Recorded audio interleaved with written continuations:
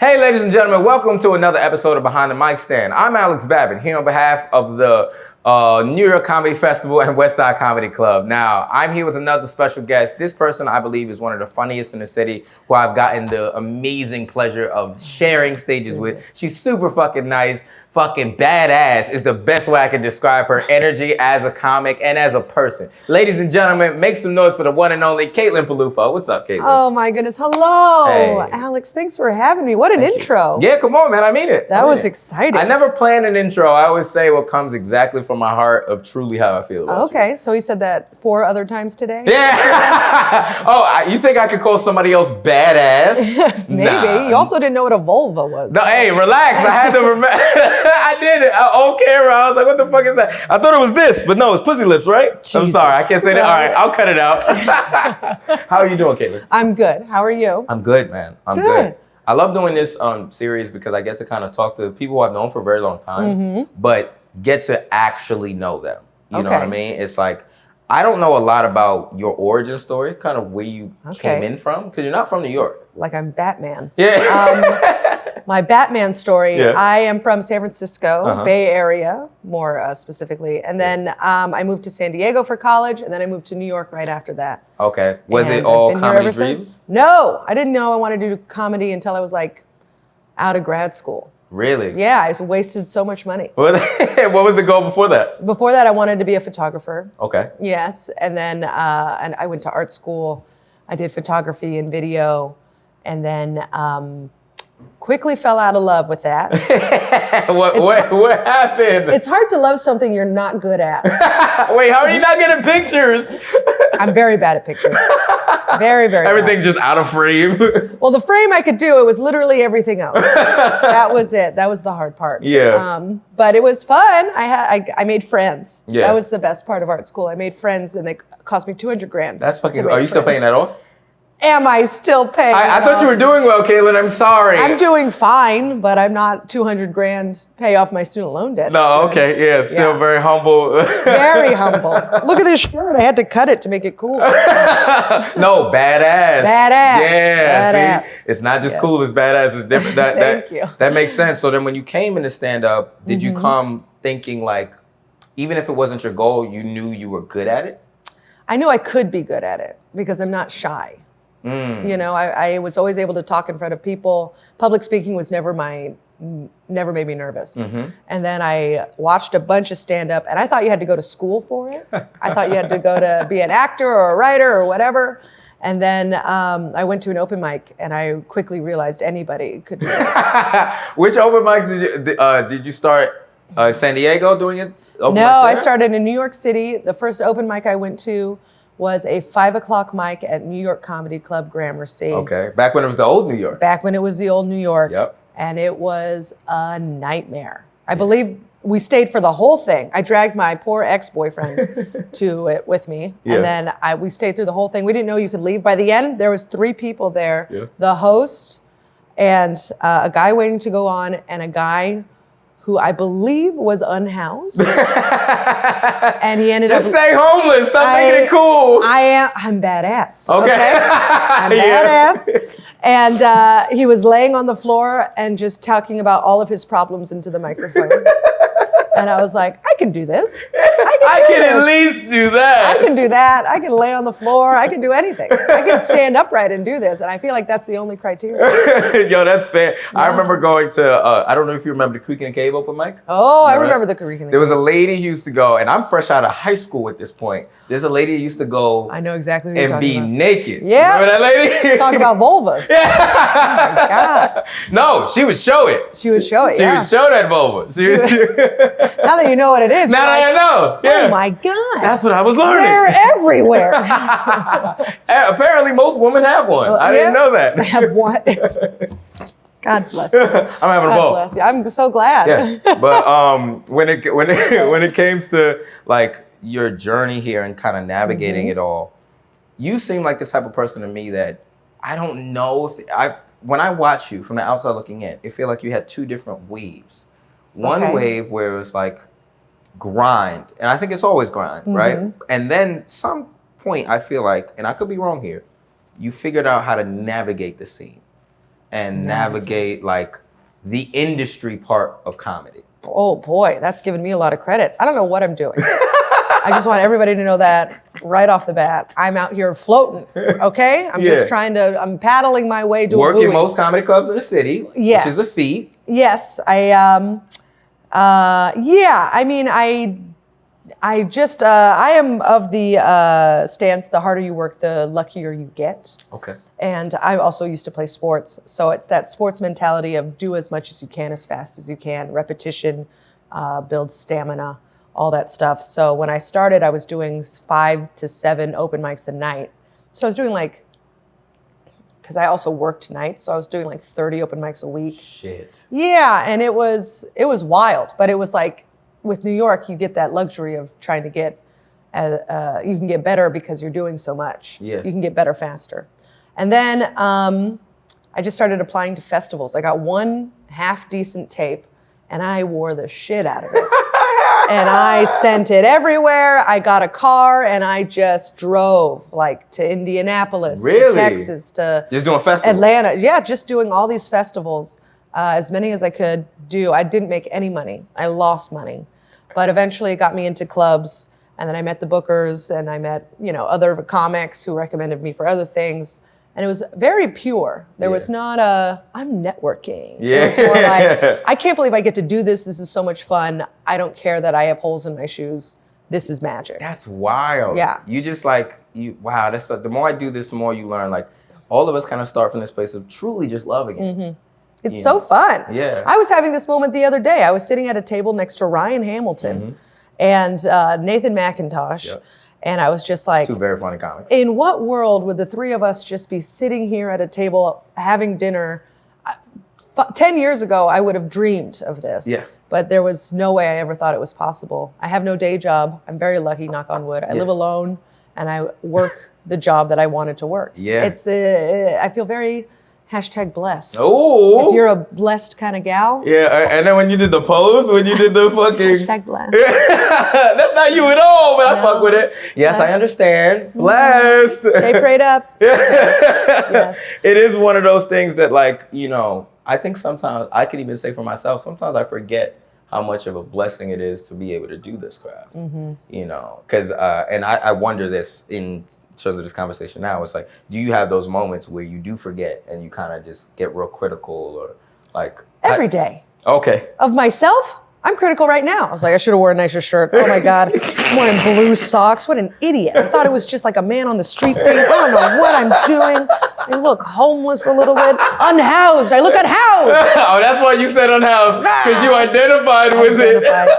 Ugh. Nah, you're good. Thank you. Yeah. But it was, I did have the foresight to put on mascara. So we're doing something.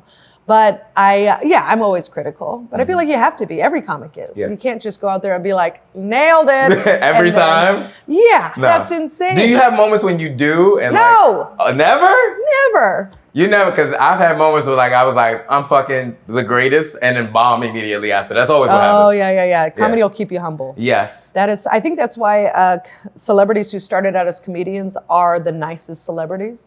Okay. Because even if they go back to comedy, they still bomb. Yes. And so they always get re-humbled. Yeah, you can't be a dick because the audience never can. Like, what was it like after you first did late night? Oh, and then God. The next show. The next show was, I remember that week I ran it. Which late night did you do? Just to remind the audience. I did a couple. Oh, sorry.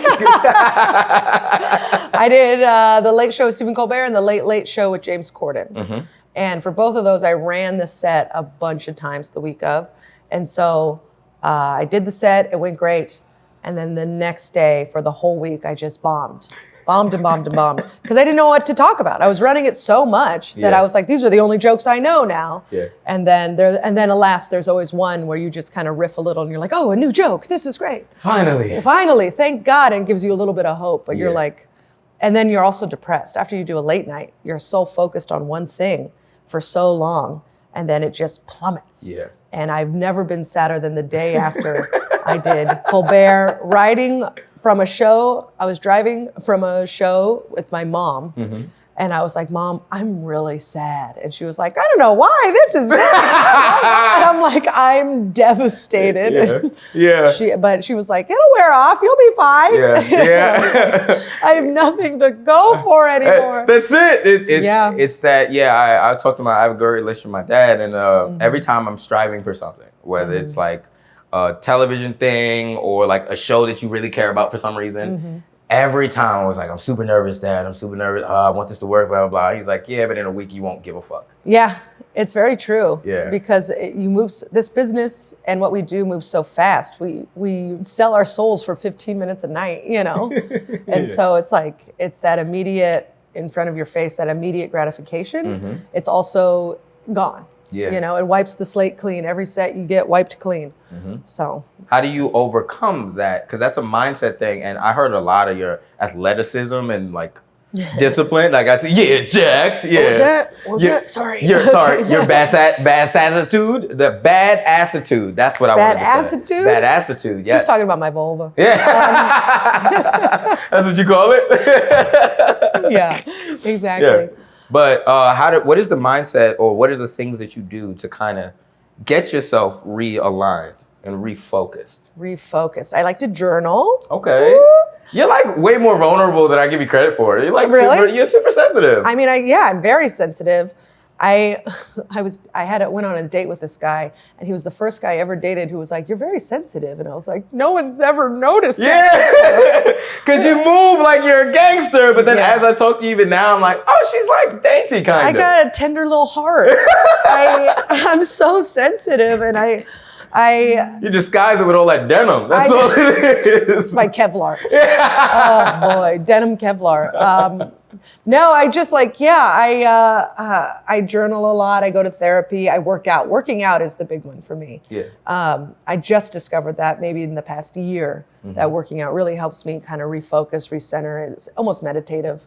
But the big one is journaling. Whenever I feel anxious about something, I'll write it out. Yeah. Yeah. Does that same thing kind of parlay into how you write jokes too? I unfortunately write jokes on stage. Really? It sucks. Wow. It stinks. I'll come up with an idea and then I'll have to say it about 10 to 15 times before I'm like, okay, it's good. Because I can't sit down and write in a notebook. I can't do that. At all? No, my God. I'll write out the idea of a joke. Who am I, Trump? Okay. Let's get the to idea of I have the concepts of a plan. Yeah, but that's it. That's it. And then I'll go on stage and then I'll riff about it. You know, I'll say the thing. It will never work. The lines never work. And then I riff on, because I feel that panic of needing to make the audience laugh. And that's where the jokes usually come.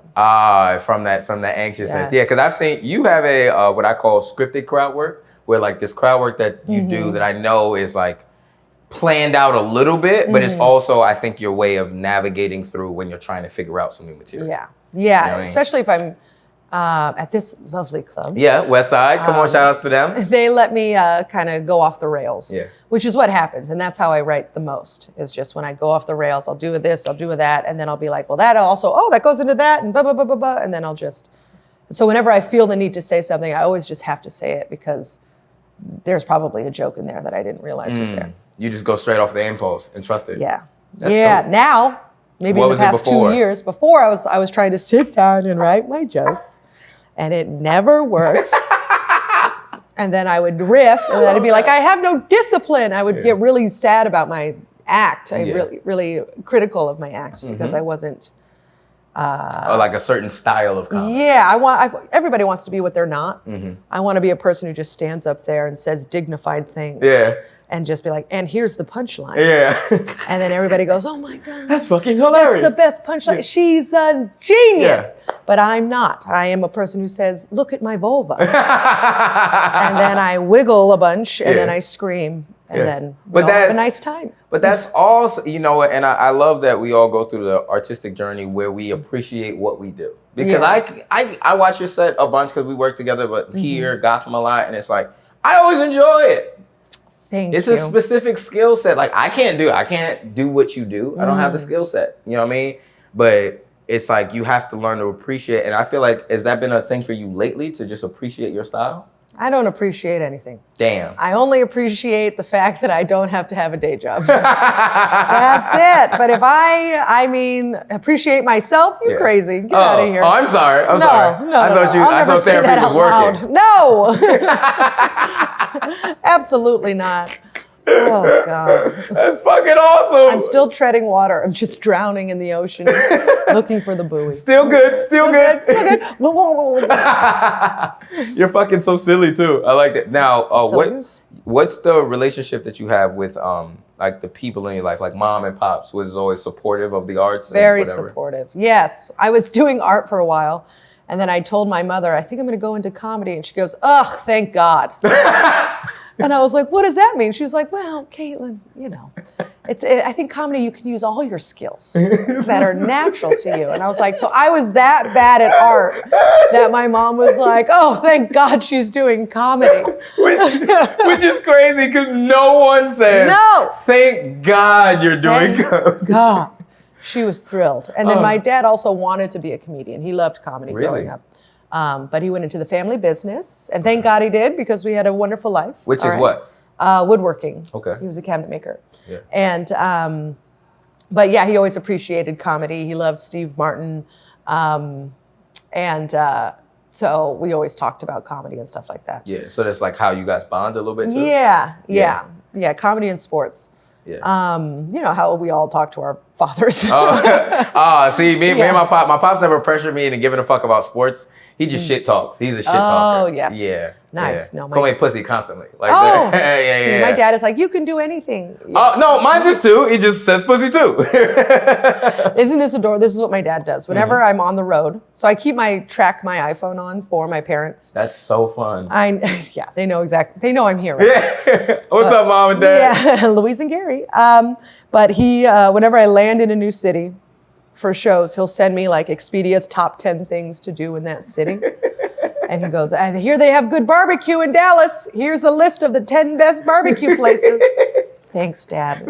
Very supportive. That's so adorable. It's so cute. How old are your parents? How old is your dad? My dad is 65. Wow, 65. That means he's navigating the internet hard. Oh, he's having a hard time. Yeah. And it is this far away from his face.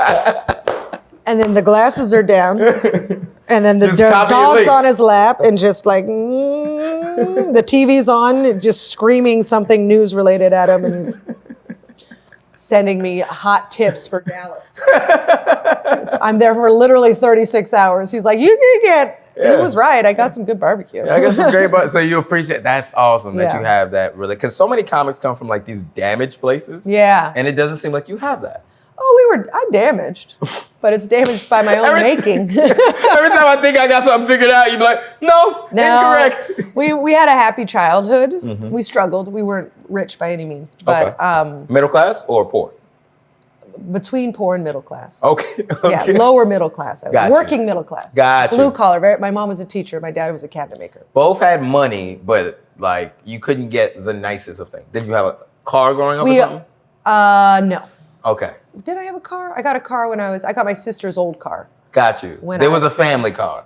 And that one they got from my cousin's old car. Like it was always hand-me-down car? Hand me down everything.